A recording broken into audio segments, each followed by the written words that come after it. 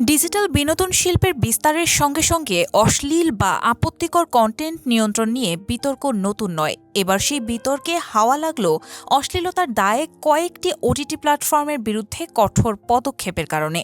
এই ঘটনা আর কোথাও নয়, ঘটেছে মুক্ত সিনেমার দেশ ভারতে। কর্তৃপক্ষীয় সিদ্ধান্তে 5টি ওটিটি প্ল্যাটফর্ম বন্ধ করার বিষয়টি ডিজিটাল কন্টেন্ট নিয়ন্ত্রণ নীতির অংশ হিসেবে দেখা হচ্ছে। অনলাইন প্ল্যাটফর্মে সামাজিক ও সাংস্কৃতিক মান বজায় রাখতে এই উদ্যোগ বলে জানিয়েছে ভারতের তথ্য ও সম্প্রচার মন্ত্রণালয়। ভারতের কেন্দ্রীয় সরকার ওয়েব সিরিজে অতিরিক্ত যৌন ও অশালীন দৃশ্য প্রদর্শনের অভিযোগের ভিত্তিতে ওটিটিগুলো বন্ধের এই উদ্যোগ নিয়েছে। নিষিদ্ধ প্ল্যাটফর্মগুলোর মধ্যে রয়েছে মুডেক্স ভিআইপি, কোয়েল প্লে প্রো, ডিজি মুভিপ্লেক্স, ফিল এবং যুগ্ন। ভারতীয় সরকার জানিয়েছে একাধিকবার এসব প্ল্যাটফর্মকে সতর্ক করা হয়েছিল, কিন্তু নির্দেশনা উপেক্ষা করায় এবার কঠোর ব্যবস্থা নেওয়া হলো।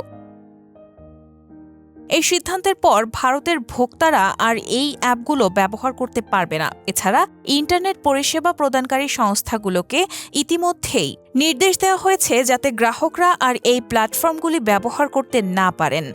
তথ্য প্রযুক্তি আইনের ৬৯ ধারার ক্ষমতা প্রয়োগ করেই এই পদক্ষেপ নিয়েছে দিল্লি।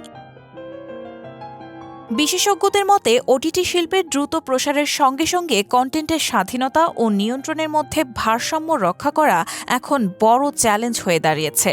২০২৪ সালে তথ্য প্রযুক্তি আইনের আওতায় ১৮টি ওটিটি প্ল্যাটফর্মের বিরুদ্ধে পদক্ষেপ নেওয়া হয়েছিল। তখন সংশ্লিষ্ট ১৯টি ওয়েবসাইট, 10টি অ্যাপ এবং ৫৭টি সামাজিক যোগাযোগ মাধ্যম অ্যাকাউন্টও বন্ধ করার নির্দেশ দেওয়া হয়েছিল। ডিজিটাল কন্টেন্টের এই নিয়ন্ত্রণ শুধু একটি প্রশাসনিক সিদ্ধান্ত নয়, বরং অনলাইন বিনোদনের ভবিষ্যৎ পথ কোন দিকে যাবে সেই প্রশ্নকেও নতুন করে সামনে এনেছে।